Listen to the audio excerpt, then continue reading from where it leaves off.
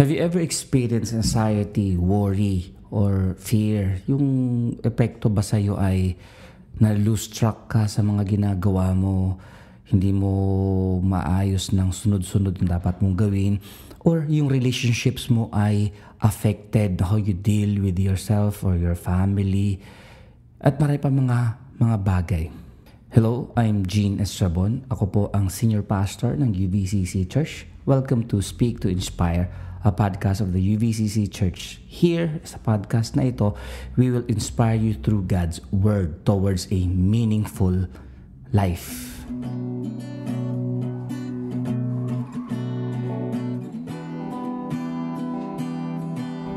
Now, in this podcast, ang gusto ko po mangyari is for you to learn a quick overview of the meaning of life and how anxiety or depression affects you at yung capacity mo na mag-isip, yung how you deal with other people at katulad ng sinabi ko kanina. Okay? Pero bago ako magpatuloy, I pray na ikaw po ay mag-follow sa podcast namin dito. Either you subscribe or you put a like or download niyo po. Kayo po ay present sa Spotify at sa Apple Podcast and sa Google Podcast. Okay? So let me start by saying, life is more than food. Narinig niyo na ba yun? Ito ay nasa Bible. Okay? Actually, nabasa niyo yan doon sa sinabi ni Jesus Christ na life is more than food sa Luke chapter 12. So, gusto ng Diyos na mag-isip tayo. Okay? Life is more than food. Now, imagine yourself extremely hungry and thirsty. Imagine mo sarili mo, yung gutom na gutom, uhaw na uhaw, no? I don't know kung naranasan mo na yan, ha? Pero, imagine mo sarili mo na ganun. At kung imagine mo sarili mo na gutom at uhaw na uhaw, kahit yung pinakasimpleng pagkain, kahit kanin lang, ang sarap-sarap. Diba? Sobrang sarap niya. Kahit na hindi mo siya pinapansin pag busog ka, pero pag gutom na gutom ka, kahit kanin pa lang at sabaw pa lang ng pininyahan, kung ikaw, nako, mapapakain ka na ng marami agad. Okay? So, pinapakita rito na yung pagkain, alam mo yun, kapag nangailangan ka at talagang gutom na gutom ka, hindi ka mamimili ng pagkain eh.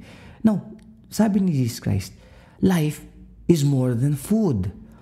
So kung ikaw ay affected ng mga bagay, yung pag-iisip mo, yung pag-deal mo sa mga tao ay affected. Kapag ikaw ay gutom,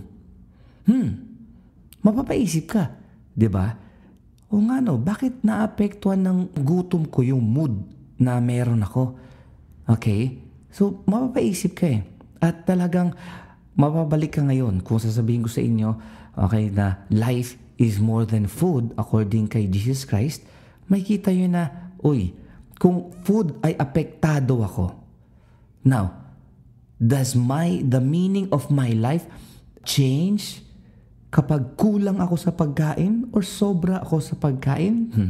Whichever, ang sabi ni Christ, ang buhay mo, ang buhay natin is more than food. Yes, mahalaga ang pagkain, pero mas mahalaga ka kesa pagkain. Okay? Payagan niyo ako magbasa sa Bible. Ang sabi ni Jesus Christ sa Luke chapter 12 verse 22, and He said to His disciples, therefore I tell you, do not be anxious about your life, what you will eat or what about your body, what you will put on.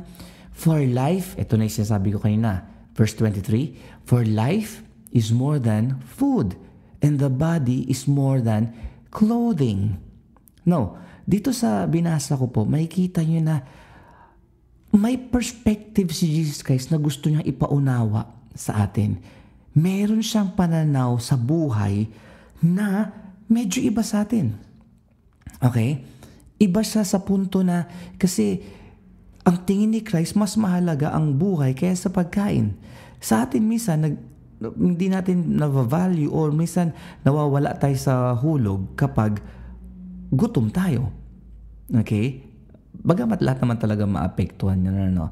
Pero what I'm trying to say is that we must ask ourselves, what is the meaning of life. Diba? If life is more than food, then mapaisip tayo na, uy, ibig bang sabihin ito, may kailangan akong baguhin? Example pa, imagine niyo to. Minsan ang tingin natin sa mga tao na mas maganda ang damit o mas maayos ang kinakain, mas sosyal ang kinakain sa atin, feeling natin parang mas mataas na uri siya ng tao. Okay? Yan ang finid sa atin ng social media, okay, ng telebisyon, ng fashion, at ng panahon din natin ngayon bilang isang postmodern society. Na kung sino ang mas maganda ang bahay, maganda sakyan, maganda damit, mas mataas na uri siya. Pero hindi ang damit mo, hindi ang bahay mo, hindi ang kinakain mo ang magsasabi kung ano ang meaning ng buhay mo. 'Di ba? Hindi ang damit, ang suot mo o ang pagkain mo, ang bahay mo ang magbibigay sa'yo ng meaning. Hindi iyon ang magtuturo sa'yo. Ang sabi ni Jesus Christ, life is more than food. Gets niyo po ako? Now, alam natin, iba ang feeling kapag nakakita ka ng mga tao na mas maganda ang damit sa'yo, mas matalino sa'yo, mas mahusay sa'yo. Pero, that doesn't make him a better person than you dahil mas mahusay siya sa pagdadala ng damit. It can affect him sa pag titingnan natin yung mga taong ganun, iba ang magiging tingin natin sa kanila at kung ikaw yung tao na yun, iba ang feeling mo. Pero paano kung hindi maganda ang damit mo? Paano kung hindi maganda ang makeup mo ngayong araw? Paano kung you woke up one day and you are in a bad hair day? You woke up in the wrong side of the bed. So ibig sabihin that day, the meaning of your life is low? Di ba? Paano kung di ka masaya sa araw na yon? Ang meaning ba ng buhay mo ay bumababa dahil iba ang pakiramdam mo, malungkot ka? Okay? Ikaw ay nalolombay, ikaw ay nalulungkot. Does that affect the meaning of your life? Okay, idagdag pa natin yung anxiety.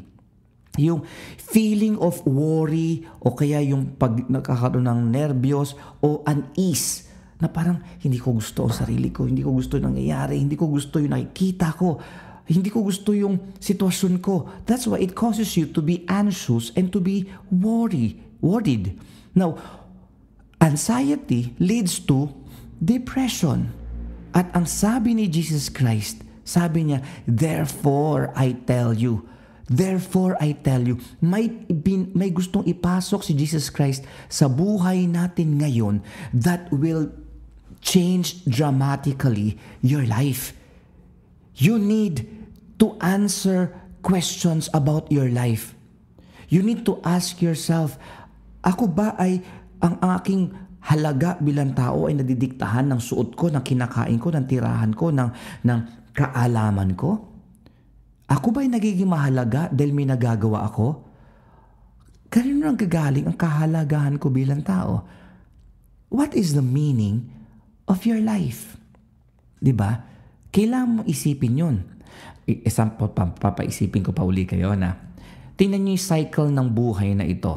Ang sabi nila, okay, ipanganak ka, mag-aral ka, maggala ka, tatanda ka, mag-asawa ka, tatanda ka, and then kasama na doon, pag magtatrabaho ka, pag matanda ka na, mag-retire ka, minsan pag pinalad ka, may pension ka, pag hindi ka pinalad, wala kang pension, nga.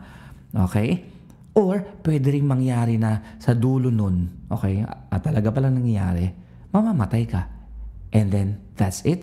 Another person is born, another person gets educated, another person goes to school at gawin ang gusto niyang gawin. And then, magkaroon siya ng asawa, bahay, magkaroon siya ng pamilya, get a job, and then get old, and then die. Ganun lang ba ang cycle ng buhay? Sabi ni Jesus Christ, life is more than food and the body is more than clothing. We have a misconception. May itinuro sa atin na hindi tama. Na mas mahalaga ang damit mo kaysa sa katawan mo. Mas mahalaga ang pagkain mo kesa sa buhay mo. No, it's the other way around.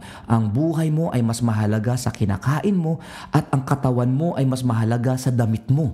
Nagkakaroon ng halaga ang damit dahil sa katawan. Hindi nagkakaroon ng halaga ang katawan dahil sa damit o hindi nagkakaroon ng nagiging masarap ang pagkain dahil may mga taong gutom. Hindi. Kundi ang food must serve the person and the clothing must serve the body, not the other way around. Life is more than food, and your life is more than experiencing anxiety and worry. And then when your life questions gets unanswered, you get depression. So, let me offer a solution sa iyo. Okay? Let me offer sa iyo ang solution na to. Okay? At dito sa podcast na ito ng UVCC Church, okay, you will learn more of this. Stay ka pa, ha? Stay ka pa. Mayroon kang mapapakinggan this time na magbibigay ng transformation to your mind, to your heart, and to your life as a person. I don't know kung ready ka na, pero I pray ready ka na. Okay, ito na. Ito ang solution against anxiety and get the meaning of life. Here's the solution. Get the life perspective of Jesus Christ.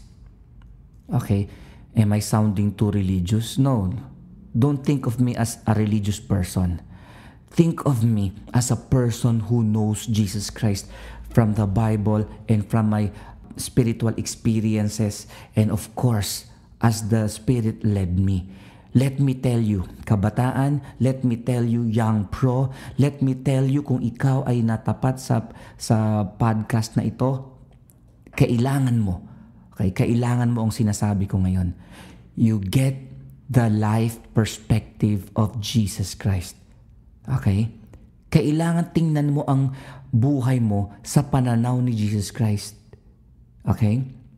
At hindi ko sinasabi maging reliyoso ka. Ang sinasabi ko, tingnan mo ang pananaw ni Jesus Christ. Paano niya tinitingnan ang buhay?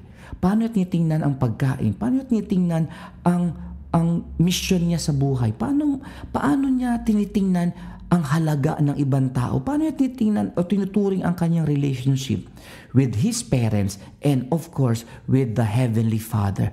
Ano ang tingin sa iyo ni Jesus Christ? Kung si Peter ang pag-uusapan natin, ang tingin ni Peter sa sarili niya, I'm a fisher of fish. Mangingisda ako. Pero nung nakita siya ni Christ, ang sabi ni Christ sa kanya, okay, bago pala yun, sabi pa ni Peter, turn away from me, Lord. I am a sinful person. Sabi niya kay Jesus Christ, lumayo ka sa akin, ako'y taong makasalanan. Dalawang tingin ni Peter sa sarili niya. Isa siyang taong makasalanan na wala ng pag-asa, at pinapalayo niya ang Diyos, baka mahawa pa siguro si Jesus Christ, no? Okay, nakakatawa ng konti sa part na yun. At sinabi niya, ako ay mangingisda. Di ba? Yun ang pananaw niya. Okay? Dahil sa experience niya, magdamag na siya ng isda, wala siya nakuha. So, tama na, pero sabi ni Christ, throw your net another time. Now, at the end of that story, ang sabi ni Christ, come, follow me, and I will make you fishers of men. Tingnan mo ulit pakiramdaman mo, ang tingin ni Peter sa sarili niya, mangingisda siya ng isda, syempre, at siya ay makasalanan na maaaring wala ng pag-asa. Pero Jesus looks at him differently. The perspective of Jesus sees Peter bilang isang mamalakaya ng tao. Fisher of men. Ibig sabihin mga tao na dadalhin niya sa Panginoon, sa Diyos. And you know the story of Peter. So, once again, this will be quick. Okay? Ang gusto ko lang i-share sa iyo, sa solution, sa iyong worry, sa iyong fear, sa iyong doubts, sa iyong pag-lose track ng buhay mo, pagkakaroon mo ng maaring ng depression, maaring relationship mo affected na talaga, maaring hindi ka na makapag-decide ng tama, and then at the end, sasabihin mo, ba't ko ba nasabi yun? Ba't ko siya nagawa ng ganon? Ba't ko naisip ito? Mali. Okay?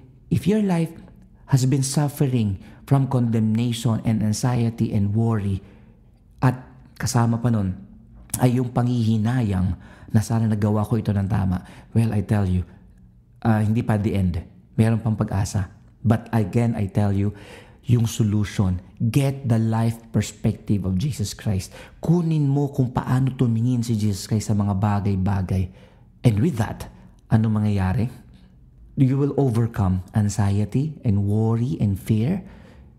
And the more na natatalo mo yung anxiety and worry and fear, you get the real meaning of your life. Kung papaano ka nakikita ni Jesus Christ, you get the meaning of your life. So once again, I'm Gene Estrabon. Ako po ang Senior Pastor ng UVCC. Welcome to Speak to Inspire. This podcast is the podcast of UVCC Church. At ang gusto namin, ma-inspire ka through God's Word towards a meaningful life. Until next time, God bless you.